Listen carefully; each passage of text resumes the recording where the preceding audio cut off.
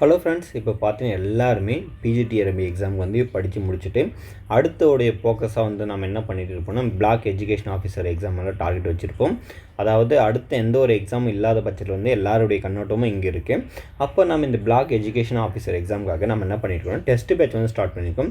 இந்த test batch வந்து நீங்கள் ஜாயின் பண்ணிக்கணும் அப்படின்னு நீங்கள் நினச்சிங்கன்னா அதுக்கான டீட்டெயில்ஸ் வந்து பார்த்தீங்கன்னா என்னுடைய டிஸ்கிரிப்ஷனில் வந்து கொடுத்துருக்கேன், கான்டாக்ட் நம்பரும்.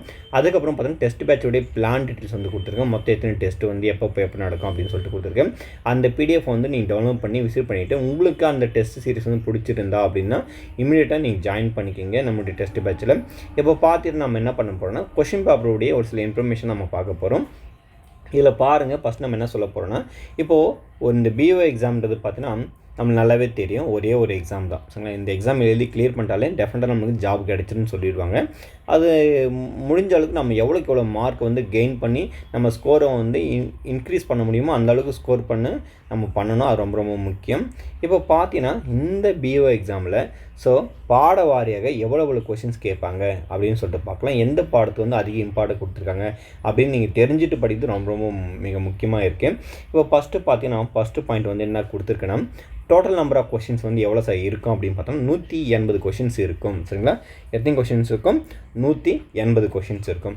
இந்த 180 கொஷின்ஸு என்னது, இந்த 180 கொஷின்ஸில் நமக்கு வந்து பார்த்திங்கன்னா எப்படி பிரிச்சுருப்பாங்க அப்படின்னு பார்த்தீங்கன்னா 30 + 150 நம்ம ஞாபகம் வச்சுக்கணும். இந்த 30 கொஷின்ஸ் வந்து பார்த்தோன்னா தமிழ் எலிஜிபிலிட்டிக்கும், மீதி இருக்கக்கூடிய 150 கொஷின்ஸில் நம்மளுக்கு ஸ்கோரிங் ஒரு பார்ட் ஆஃப் நம்ம வச்சுருப்பாங்க. சரிங்களா?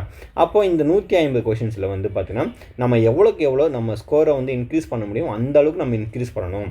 அதான் ரொம்ப ரொம்ப முக்கியம். அதுக்காக சொல்லிக்கிறேன். அடுத்து பாருங்கள், ஃபஸ்ட்டு பாயிண்ட் வந்து என்ன சொல்லியிருக்கேன்னு இந்த இடத்துல கவனிங்க. ஃபஸ்ட்டு தமிழ் எலிஜிபிலிட்டி டெஸ்ட்டுக்கு. சரிங்களா? இந்த தமிழ் எலிஜிபிலிட்டி டெஸ்ட்டுக்கு வந்து பார்த்தீங்கன்னா எவ்வளோ கொஷின்ஸ் கேட்பாங்க அப்படின்னு பார்த்தீங்கன்னா 30 கொஷின்ஸ் கேட்பாங்க. இந்த 30 கொஷின்ஸ் வந்து பார்த்தீங்கன்னா 2 விதமாக பிரிச்சுருப்பாங்க. ஃபஸ்ட்டு வந்து 20 கொஷின்ஸ்க்கு வந்து பார்த்தீங்கன்னா 2 மார்க்குன்னும், அதுக்கப்புறமே இருக்கக்கூடிய ஒரு 10 கொஷினுக்கு பார்த்தீங்கன்னா 1 மார்க்குன்னு சொல்லிட்டு பிரிச்சுருப்பாங்க. இல்லைன்னா பார்த்தீங்கன்னா ஃபஸ்ட்டு 10 கொஷின் வந்து 2 மார்க்கும், அதுக்கப்புறம் வரக்கூடிய கொஷின்ஸ்க்கு 2 மார்க் 1 மார்க்கும் அப்புறம் 2 மார்க்கும் அப்படின்னு பிரிச்சுருப்பாங்க. அதனால் அந்த இடத்துல வந்து பார்த்தீங்கன்னா இது வந்து பார்த்தீங்கன்னா ஒவ்வொரு கேள்விக்கும் 2 மார்க்கும், அதுக்கப்புறம் பார்த்தீங்கன்னா ஒவ்வொரு கேள்விக்கும் 1 மார்க்கும், அந்த ஒரு விதத்தில் வந்து இது ஃபாலோ பண்ணுவாங்க. ஆக மொத்தம் இந்த தமிழ் எலிஜிபிலிட்டி டெஸ்ட்டுன்றது பார்த்தீங்கன்னா நம்ம எவ்வளோ எழுதுவோம்னா 50 மார்க்குக்கு நம்ம எழுதுவோம். சரிங்களா? இந்த 50 மார்க்குக்கு நம்ம 20 எடுத்தாலே கண்டிப்பாக எலிஜிபிலிட்டி கிளியர் ஆகிடும். அப்போது இந்த எலிஜிபிலிட்டி கொஷின்ஸ் வந்து பார்த்தா நீங்கள் நினைக்கிற மாதிரி ஈஸி கிடையாது.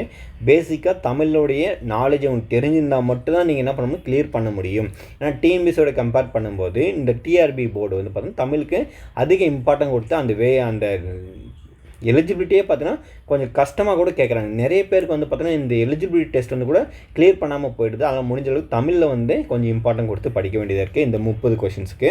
பட் ஆனால் ரொம்ப நீங்கள் கஷ்டப்பட்டு படிக்க தேவை.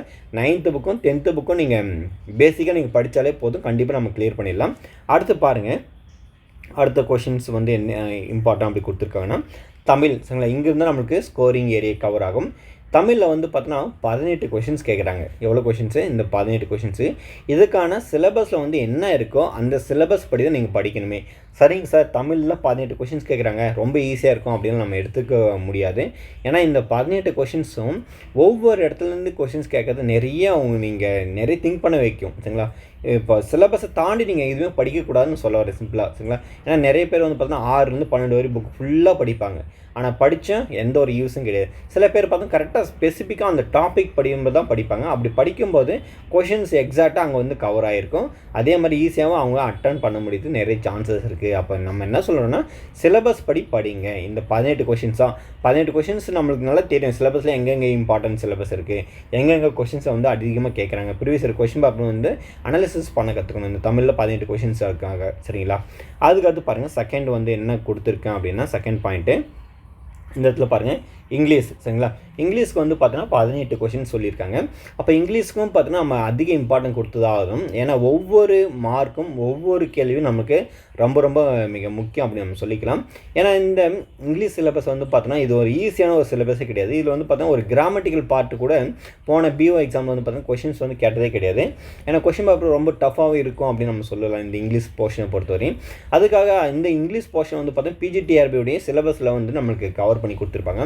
அப்போ நீங்கள் பிஜிடிஆர்பி எக்ஸாமுக்கு யாருன்னா இங்கிலீஷில் வந்து நீங்கள் ப்ரிப்பேர் பண்ணிட்டு இருந்தீங்கன்னா, இல்லை உங்களுக்கு இங்கிலீஷ் தெரிஞ்ச ஒரு ஸ்டாஃபு யாருன்னா ப்ரிப்பேர் பண்ணியிருந்தாங்கன்னா அவங்கக்கிட்ட நீங்கள் மெட்டீரியல் வாங்கி படிச்சுன்னா டெஃபினட்டாக வந்து பார்த்தீங்கன்னா இந்த இங்கிலீஷில் வரக்கூடிய கொஷின்ஸை ஈஸியாக உங்களால் அட்டன் பண்ண முடியும் அப்படின்னு நம்ம சொல்லிக்கலாம். அப்போ இங்கிலீஷில் வந்து பார்த்தோன்னா 18 கொஷினும், இதுக்கு முன்னாடி தமிழில் வந்து பார்த்தோன்னா 18 கொஷின்ஸ் ஆகும் போது 36 கொஷின்ஸ் வந்து இதுவரை நம்ம பார்த்துருக்கோம். இது எல்லாமே பார்த்தோன்னா ஸ்கோரிங் பார்ட்டு தான். சரிங்களா, இந்த ஸ்கோரிங் பார்ட். அடுத்து பாருங்கள் நம்மளுக்கு என்ன இருக்குன்னா மேக்ஸ் கொஷின்ஸ். சரிங்களா, சரி மேக்ஸ் கொஷின் எவ்வளோ கொஷின்ஸ் கேட்பாங்க அப்படின்னு பார்த்தோன்னா 20 கொஷின்ஸ் கேட்பாங்க. சரிங்களா, அப்போ இந்த மேக்ஸ் கொஷின்ஸ் நீங்கள் படிக்கும்போது ஸ்கூல் புக்கில் 6th ஸ்டார்ட் பண்ணி 10th வரை இருக்கக்கூடிய புக்கை வந்து ஃபுல்லாக படிச்சிருங்க. ஏன்னா போன முறை வந்து பார்த்தோன்னா 2 விதமாக எக்ஸாம் வந்து நடந்தது. தட் மீன்ஸ் ஃபஸ்ட்டு பார்த்தா ஆன்லைன் எக்ஸாம் நடந்தது, அதுக்கப்புறம் பார்த்தீங்கன்னா நம்மளுக்கு ஆஃப்லைன் எக்ஸாம் நடந்தது. ஸோ ஆன்லைன் எக்ஸாம் எழுதும்போது கொஷின் பேப்பர் கொஞ்சம் ஈஸியாக இருந்தது, இதே ஆஃப்லைனில் நடக்கும்போது கொஷின் பேப்பர் கொஞ்சம் டஃப்பாக இருந்தது. சரிங்களா, அதெல்லாம் இருக்குது. அதெல்லாம் முடிஞ்ச அளவுக்கு ஸ்கூல் புக்கு ஃபுல்லாக படிச்சிருங்க. மேக்ஸை பொறுத்தவரை அதான் நான் சொல்லுவேன், வேறு எதுவுமே நான் சொல்ல மாட்டேன். அட் த சேம் டைம் நீங்கள் படிக்கும்போது அந்த டாபிக் வைஸ் படிக்கும்போது நீங்கள் ஸ்கூல் புக்கில் ஒவ்வொன்றுலேயும் சில தியரிட்டிக்கல் பார்ட் இருக்கும், அந்த தியரிட்டிக்கல் பார்ட்டு கொஞ்சம் நல்லா படிச்சுட்டு போங்க. ஏன்னா சில நேரத்தில் வந்து பார்த்தோன்னா சம்ஸ் ஓரியன்டாக நீங்கள் நல்லா அண்டர்ஸ்டாண்ட் பண்ணி நல்லா நீங்கள் தெரிஞ்சுட்டு இருக்கும்போது பட் தியரியில் வந்து பார்த்தோன்னா நீங்கள் வீக்காக இருப்பீங்க. அப்போ சின்ன சின்ன தியரி கான்செப்ட் வந்து என்ன இருக்குதுன்னு சொல்லிட்டு நீங்கள் அதை படிச்சுட்டு போகிறது ரொம்ப ரொம்ப பெட்டராக இருக்கும் அப்படின்னு சொல்லிக்க முடியும். அப்போ மேக்ஸ்லேருந்து 20 கொஷின்ஸ் கேட்குறாங்க.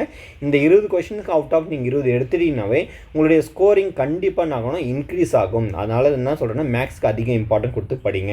ஆக மொத்தம் இந்த 3 பார்ட் சரிங்களா, தமிழ், இங்கிலீஷு, மேக்ஸு, இதுக்கு மட்டும் நீங்கள் ஸ்கோரிங் பண்ணி நல்லா நீங்கள் 3 சப்ஜெக்ட் நல்லா படிச்சுன்னா உங்களுக்கு எவ்வளோ கொஷின்ஸ் வரும் பார்த்தீங்கன்னா 56 கொஷின்ஸ். சரிங்களா, எவ்வளோ 56 கொஷின்ஸ் வந்து இதுலேருந்து கவர் ஆகும்.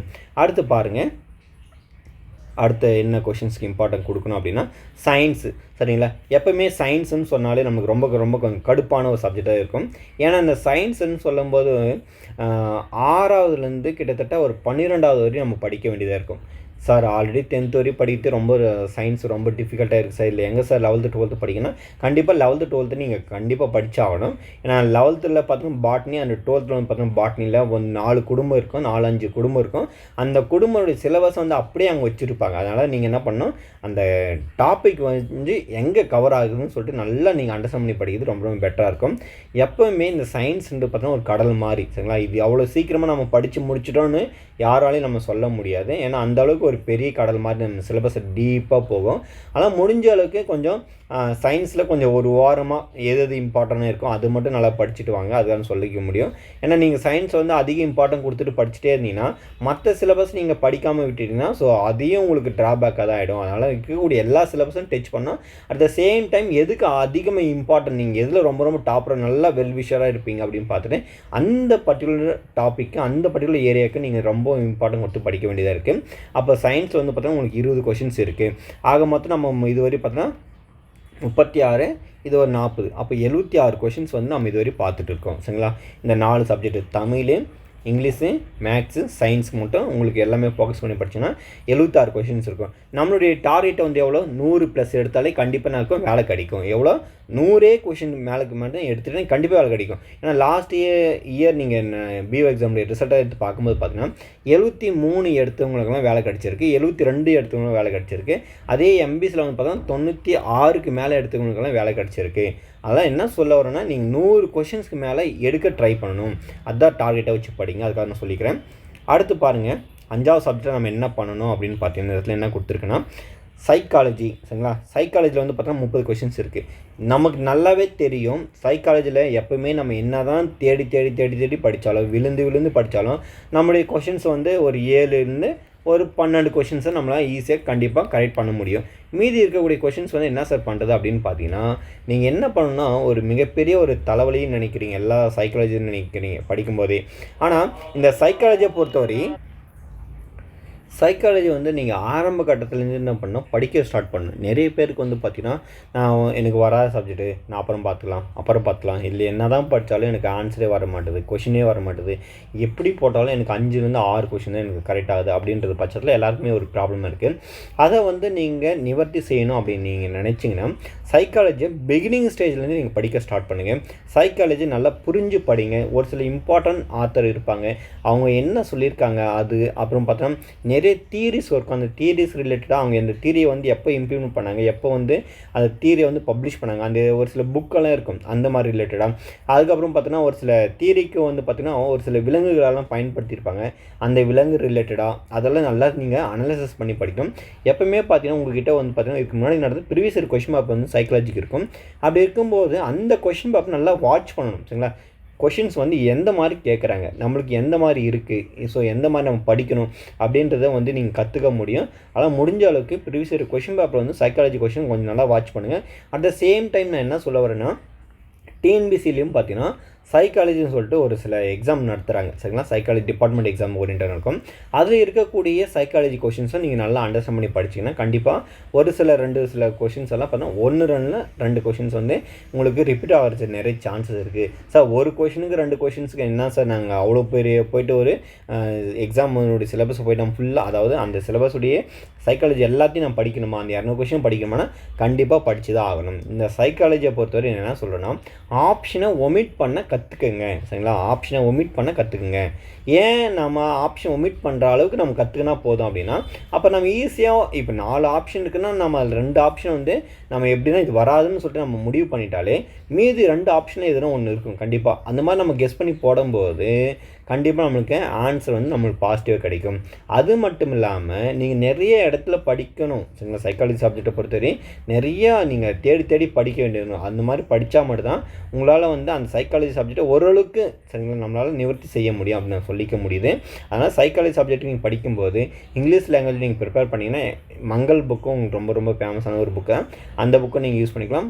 அதர்வைஸ் நீங்கள் தமிழில் படிக்கும்போது நிறைய மார்க்கெட்டில் வந்து பார்த்தோன்னா சந்தானம், நாகராஜன், அதுக்கப்புறம் பார்த்தா ஒரு சில புக்ஸ் எல்லாம் இருக்குது. அதை வந்து நீங்கள் ப்ரிப்பேர் பண்ணுங்கள். எந்த புக்கு படித்தாலும் கொஞ்சம் நல்லா படிங்க, நல்லா ரிவிஷன் பண்ணுங்கள்.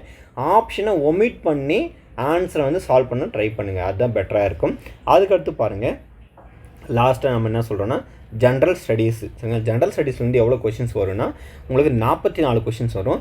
இந்த 44 கொஷின்ஸ் நீங்கள் படிக்கணும் அப்படின்னு நினச்சிங்கன்னா இது வந்து பார்த்தோன்னா சின்ன ஒரு சிலபஸ் கிடையாது, ரொம்ப ஸ்மால் சிலபஸ்லாம் கிடையாது, ரொம்ப ஒரு வாஸ்டான சிலபஸ் தான். ஏன்னா இதில் பார்த்தோன்னா நீங்கள் ஹிஸ்ட்ரி படிக்கணும், அப்புறம் தமிழ்நாடு ஹிஸ்ட்ரி, அப்புறம் பார்த்தீங்கன்னா இந்தியன் ஹிஸ்ட்ரி, அதுக்கப்புறம் பார்த்தீங்கன்னா பாலிட்டி, அதுக்கப்புறம் பார்த்தீங்கன்னா ஐஎன்எம், இந்த மாதிரி நிறைய இருக்குது. அது இல்லாமல் பார்த்தீங்கன்னா தமிழ்நாட்டுடைய கலாச்சாரம், வரலாறு அதெல்லாம் இருக்குது, அதெல்லாம் நீங்கள் படிக்கணும். ஆக மொத்தம் இந்த 44 கொஷின்ஸை நீங்கள் ஈஸியாக பண்ண முடியும். ஏன் வந்து நான் இதுக்கு அதிக இம்பார்ட்டன்ட் கொடுக்குறேன் அப்படின்னா, இது எல்லாமே பார்த்தோன்னா நம்ம டிஎன்பிசியில் படித்த சப்ஜெக்ட் தான். சரிங்களா? அதனுடைய எக்ஸ்ட்ரா என்ன ஒரு சில இடத்துல நம்ம படிக்க வேண்டியிருக்கும். அந்த சப்ஜெக்டை மட்டும் நம்ம நல்லா படித்தாலே போதும். கண்டிப்பாக நம்மளால் 44 மார்க்குக்கு ஒரு 40 மார்க்கு நம்ம வாங்க முடியும் அப்படின்னு நம்ம சொல்லிக்க முடியும். ஆனால் முடிஞ்ச அளவுக்கு இந்த டிஎன்பிசியோட கம்பேர் பண்ணும்போது டிஆர்பி எக்ஸாம் வந்து பார்த்தீங்கன்னா ரொம்ப டைம் மேனேஜ்மெண்ட்டு வந்து பார்த்தீங்கன்னா நமக்கு நிறைய இருக்கும். ஏன்னா டிஎன்பிசி எக்ஸாம் பார்த்தீங்கன்னா 200 கொஷின்ஸ் இருக்குது. ஆனால் அங்கே நமக்கு டைம் வந்து பார்த்தோன்னா 3 hours தான். ஆனால் இங்கே வந்து பார்த்தீங்கன்னா நம்மளுக்கு 180 கொஷின்ஸ் இருக்குது. டைம் வந்து பார்த்தோன்னா 3:30. சரிங்களா? அதாவது பார்த்தோன்னா 3.5 மணி நேரம் வந்து பார்த்தோன்னா நமக்கு கொடுப்பாங்க. அதனால் இந்த இடத்துல டைம் வந்து அதிகமாக இருக்குது. கொஞ்சம் நம்ம எக்ஸாமை நல்லபடியாக படித்து எழுதினாலே போதும். ஸோ எக்ஸாம் வந்து நல்லபடியாக பண்ணிடலாம். அதனால் முடிஞ்ச அளவுக்கு நான் சொல்லியிருக்கக்கூடிய சின்ன பாயிண்ட்ஸ் வந்து பார்த்தா உங்களுக்கு ரொம்ப ஹெல்ப்ஃபுல்லாக இருக்கணும் அப்படின்னு நினைக்கிறேன். இன்கேஸ் அப்படி இருந்துச்சுன்னா நீங்கள் பார்த்தீங்கன்னா அதை கொஞ்சம் ஃபாலோ பண்ணிக்கிங்க. ஃபாலோ பண்ணி நல்லா படிங்க. மீண்டும் அடுத்த வீடியோவில் சந்திப்போம். நன்றி.